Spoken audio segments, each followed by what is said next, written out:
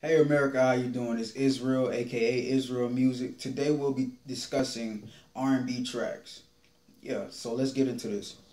R&B tracks, they should be more soulful and less poppy. And what I mean by poppy is the genre pop. And for instance, you know how pop goes is do more up tempo, but an R&B track should be more heartfelt and slowed down at a slower pace and use descriptive words. You'll want to use descriptive words, and you'll also want to be you'll want to be as deep as possible with this track because it's supposed to be about the blues. Back in the day, like in the 20s with jazz and the 30s and 40s with the blues singers like Fats Domino and etc. They were going through a lot, in America, and that's where R&B came about. That's the roots is from blues music, blues and jazz. So you don't want to break out of that tradition, and if you do, it's considered the crossover with which Usher and artists like I think T-Pain is going into that crossover.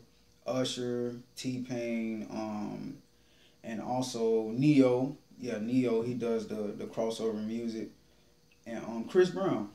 I'm pretty sure you heard a lot of songs that Chris Brown has been doing with as far as the R&B and pop combined, the crossover music.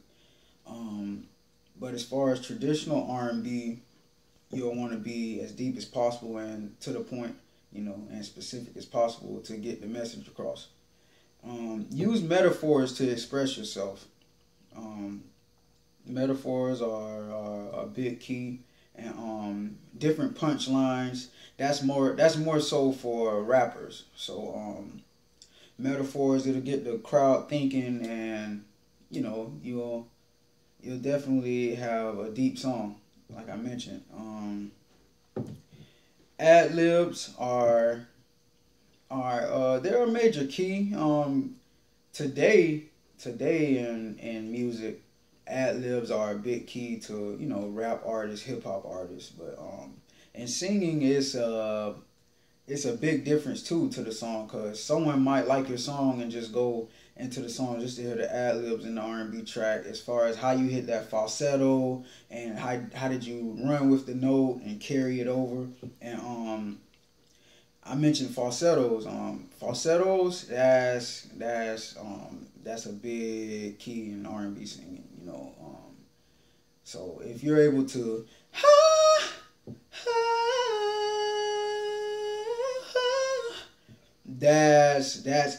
that's more like an expression of something more heartfelt and something more emotional. That's what R&B is about. It's about hurting and pain and trying to win somebody back, that type of thing. So and also harmonies that we really want to touch on harmonies.